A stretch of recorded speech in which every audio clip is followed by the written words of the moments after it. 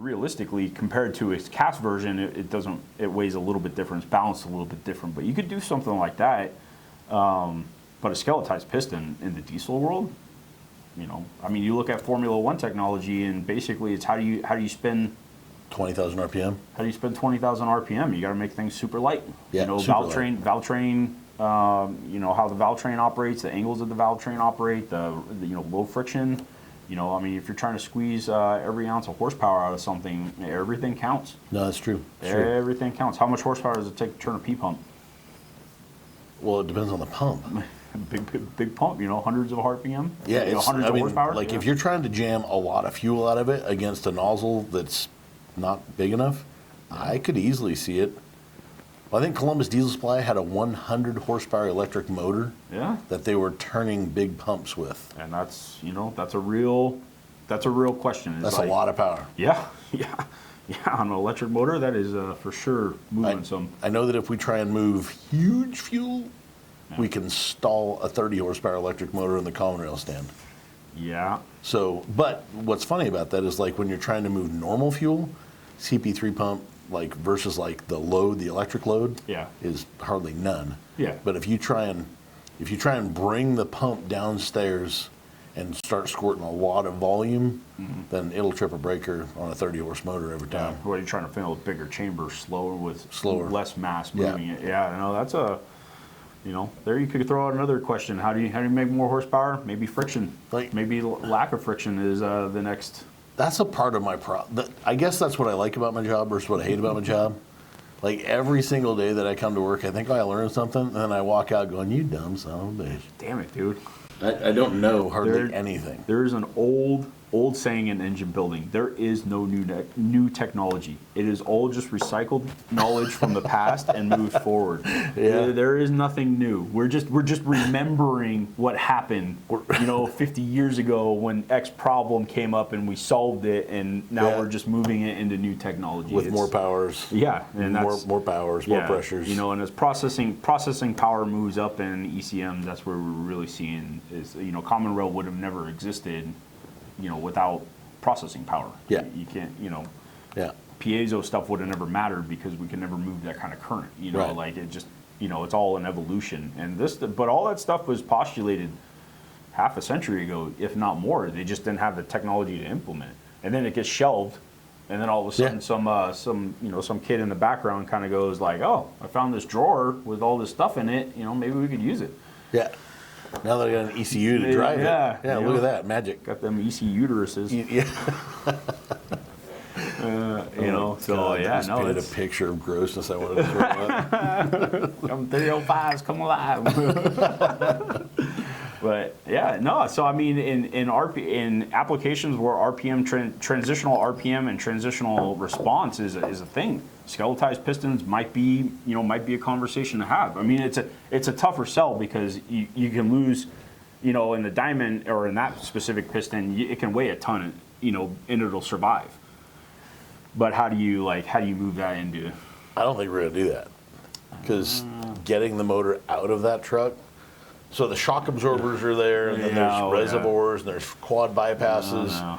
There's a strut tower over the top. The Baja truck. We're gonna put it together, and we're gonna like let her sit at 700 horse, and I'm hoping it's just gonna live there for the rest of my life. Yeah. Because Matt hates me every time I have him pull anything out of it. Yeah, I've worked on a couple of those in my day. That's it. Anything else? I'll work on anything else, man. It's kind of like working on a Dodge Hummer. Oh, like the motor's pretty well protected. Yeah, it's big. You can't even get the beauty cover off the engine with the cage in it. He's protected. That's like Willett's engine. Yeah, working on Willett stuff. Yeah, that was the same thing. Pulling a transmission out of that was so bad. Like the suspension, the truck was literally like the door sill was at my head. Yeah. the tires were just like a foot off the ground. Like everything was just drooped out, and you were literally climbing through a jungle gym to get this. And you could never put the pads in the right spot on the lift. And you're just, this is like either I'm going to die or we're going to get this truck fixed. It's like, one of and the it might both might be true. You just never know. Might be somebody else putting this thing together after I'm dead. Yep. You know, it's like you learn how to lay out engines when you're on the floor building engines, and it's like so the next guy could come in and basically handle everything. Wire brush the mess off. Yep. Just clean it up. Okay, so Man. I do have some pictures. Maybe you can explain with better detail. We're going to put a link with. We'll show you guys these pictures. But what's some of this red-blue stuff mean? So these are basically flame fronts and temperatures, and then you can. So then there's versions of this where you can see different stuff, but basically these are volumes and temperatures. So the blue being obviously colder, red being hotter, and these are squish chambers in this one. But basically the ones that really matter in this one are these two top ones, where you can see the difference between this is a true reentrant versus a stepped lip reentrant, which this one would basically be your 04. 0304 piston. 0304, yep. Yeah, and you can see how the flame front actually goes from the outside and back in, and then on a true reentrant, it basically just makes a true loop, right?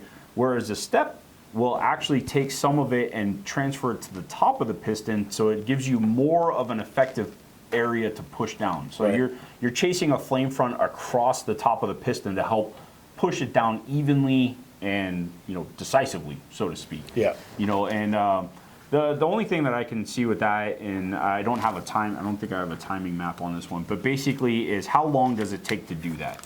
On a high RPM engine, you don't have that time. Nope. Your timing being such that you're trying to chase you're trying to start the burn low and chase it down. You don't have time for that, and that's why that 06 piston works so good, is because it does.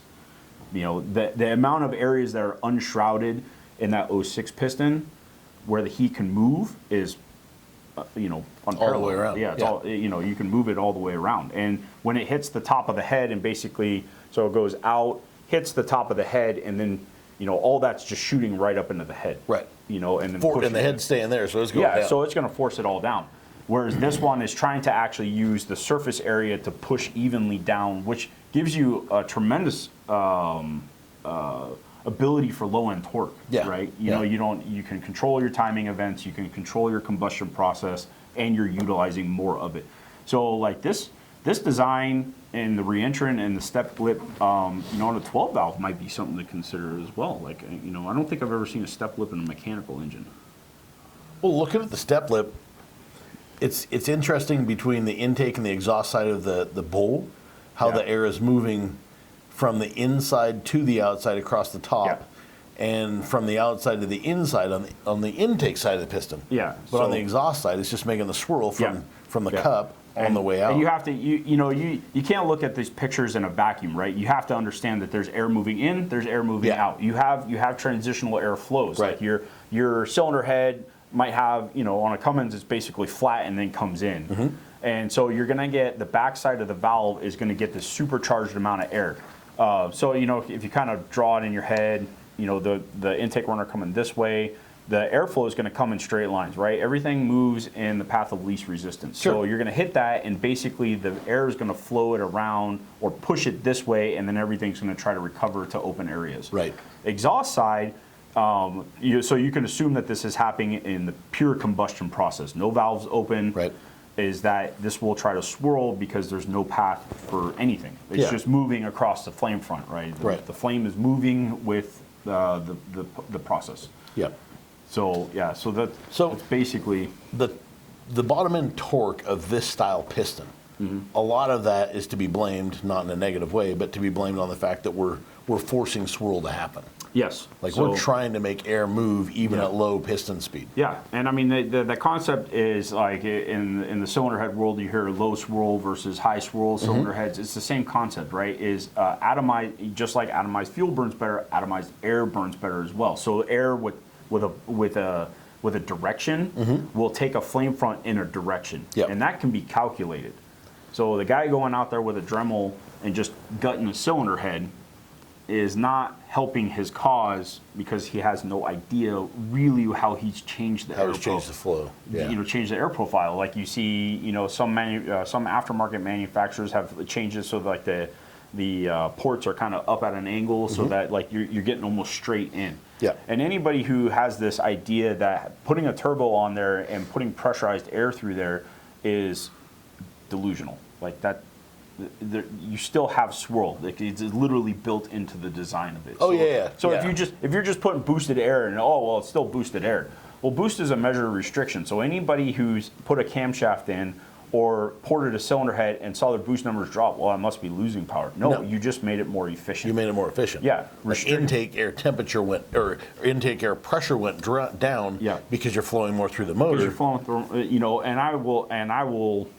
Without having numbers in front of me, argue that our cylinder heads have always been highly underflowed.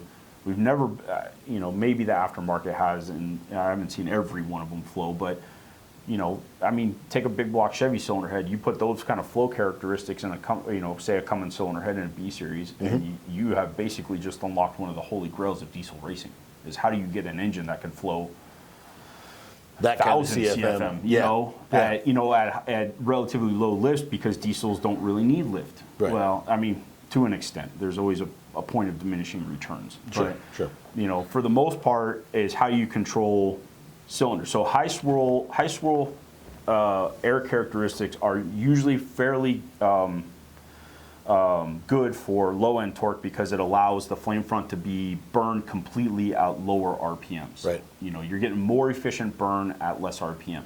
Whereas straight flow, swirl or not, is basically where high RPM gains. You just need the air in the cylinder. Right. And then you obviously need the combustion process to do it. So like a lot of aftermarket camshafts take away the overlap of the camshaft, so that way it can keep the air in longer, promoting better burn. Right. Promoting a higher exhaust gas charge so that it can spin bigger turbos and utilize the heat to do that. And all of that's the opposite of what you want for a grocery getter. Exactly. Yeah, You everything. So again, we still fall back on, what do I want to do to a truck? I don't know. What are you going to do with the truck? And There's be a honest lot. about it, right? Be honest about it. Just because your neighbor says he's got a 1,000 horsepower truck doesn't mean you need one. Doesn't mean he's got one either. But you really want, always, like if you really want to be happy with your truck, build your truck. Yep. Don't build your neighbor's truck. Don't build your cousin's truck. Build your truck because you're not going to drive the same. No different than you're not going to choose the same tires and wheels as him. Don't choose the same engine package because his makes a number. Who cares? Yeah. Like it's just a number. Drive it the way you want. There's no perfect recipe. There never has been. Everybody can claim that they make certain horsepower, and there's horsepower recipes here and there to make 500, 600, whatever. Sure. And for the most part, it'll get you in there. But realize that most time people put too big of turbos on. Yep. And too much fuel, which I don't. You can tune fuel out on some applications, but be wary. If you're a mechanically injected engine, your fuel, that injector flow matters. Yes. Even on a common rail, like guys call up and they're like, "Man, I want huge injectors. My tuner's going to turn them down." I'm like, "No, he's not." Like, if I sell you a set of Supermetals that are capable of 2,500 horsepower, your tuner is never going to tune them down. No. Sorry, it's not going to happen. No. So if I sell you a set of 300% overs and you try and put them in some of the stock turbocharger, we wasted 150%. You're never going to use the potential of that injector. Yeah. So we, like on our website, we've got this like custom injector order form. Yeah. That doesn't necessarily have to be custom. Yeah, It can be, a fill guideline. this out, and we're going to call you and tell you what we recommend. Had a guy hit me up yesterday on Facebook. Hey, man, looking for a set of injectors. I got these codes on my edge screen, blah, blah, blah. Need a set of injectors. Okay, great. What do you want with the truck? I'm thinking I want like 100 horse set of injectors. Okay, great. Does that have stock turbocharger in it? Yep. All right, let's stay with like 50 horse injectors because you've already told me you've got an edge programmer. Yeah. So by the time you stack the 50s on top of the edge programmer, I'm either going to tell you to throw the edge programmer out so we can custom tune it to get you something that's going to, the injector's so big, tuning's so big, I know what they've got for microseconds, and we've got a turbocharger that's going to pop like a fuse. Yeah. And that hopefully it's just turbo, not the turbo on the head gasket. Yeah, yeah. No, So- I mean it's all relative to itself. So I mean anybody who's put 370 injectors, old Cummins 370s Sure. in a 12 valve knows that these aren't quite matched to each other. Nope. It will do something, It but does do not, something. not in the best of circumstances. And there's also a longevity point of view. That is unburnt fuel ends up in the oil. That's a fact. And so you're running on diluted oil, and that's just hard on bearings, right? Absolutely. So I mean it's hard on everything, right? You got a P pump that's oil, oil cooled, Yep. oil lubricated. You're just running diluted fuel or diluted oil through that. Through the pump, yeah. Yeah. And the camshaft in a P pump is $1,000. Take care of that like Think you take about care of it. an engine, Like, right? That is a $1,000 camshaft Yeah. with like plungers running and rollers running over the Yeah. top of that thing, and you're washing it down with diesel. Yeah, and I mean, as a guy who deals with OEM stuff, fuel quality is a big thing anyway. So I mean, the common rails, I mean, pumps are always on the chopping block because just fuel quality is questionable at best. At best. Yeah, and they're Sales plug, injector protector, get yours now. Shameless plug there. But I mean, we deal with it in my specific line. I deal with a lot of mining equipment, and Yep. mining equipment usually is piped in direct with their own formulation of fuel. And yeah. as soon as the weather changes, we do see large amounts of problems. Gotcha. So, whether they're trying to add ethanols to keep it from gelling, whether they're trying to add sulfates for, some kind of reliability issue they're fighting, it's always a balance. And it is, they reformulate fuel probably, off the top of my head, I'd probably guess maybe at least 5 or 6 times a year. Just. And that's good information. Yeah, and it's to a small extent, and they also got to deal with environmental stuff, right? Because trying to pump diesel through a line, they actually have to use a lubricator, just like we have to use a lubricator for the general lubrication. Yeah. But it's at a different chemical rate, and so you have to deal with that. Yeah. There's a and I mean. We have some Tier 4 engines we have a lot of Tier 4 engines in the mining world, and those are all a version of common rail. Right. And that's it causes some problems. So even on the larger displacement motors, like big liters, Yeah. 16, 18, 80s, Yeah. spray orifice size, from the stuff that I've seen, like say an ISX 15, the flow rate of the nozzle is exactly the same as an 07 to 12 Cummins 6.7 In a Dodge application? in a Dodge application. Yeah. So the ISX 15 liter uses the same flow rate of nozzle as a 6.7, but the reason it works is because you're using so many less engine RPM, right? Yeah. Yeah. I mean, So you're still, and plus you've got a lot more pressure.